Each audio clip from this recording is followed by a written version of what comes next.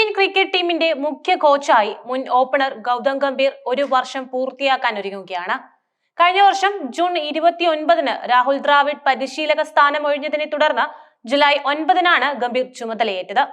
ദ്രാവിഡ് ഇന്ത്യയെ ICCയുടെ 2020 ലോകകപ്പിൽ ജേതാക്കളാക്കിയാണ് പടിയിറങ്ങിയതെങ്കിൽ Gambhir white ball ക്രിക്കറ്റിൽ ടീമിനെ മികച്ച രീതിയിൽ മുന്നോട്ട് നയിക്കുകയും ഈ വർഷം ICC ചാമ്പ്യൻസ് ട്രോഫിയിൽ ഇന്ത്യയെ വിജയകിരീടം ചൂടിക്കുകയും ചെയ്തു.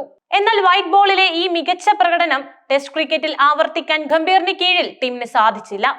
തുടർച്ചയായ ടെസ്റ്റ് പരമ്പര തോൽവികൾക്കിടയിലും ഗംഭീറിന്റെ പരിശീലക സ്ഥാനത്തിന് ഇപ്പോൾ ഭീഷണിയൊന്നുമില്ലെന്ന് BCCI വ്യക്തമാക്കി കഴിഞ്ഞു. കഴിഞ്ഞ ഒരു വർഷം ഇന്ത്യൻ ക്രിക്കറ്റിന് നിർണായകമായ പല മാറ്റങ്ങൾക്കും സാക്ഷ്യം വഹിച്ചു.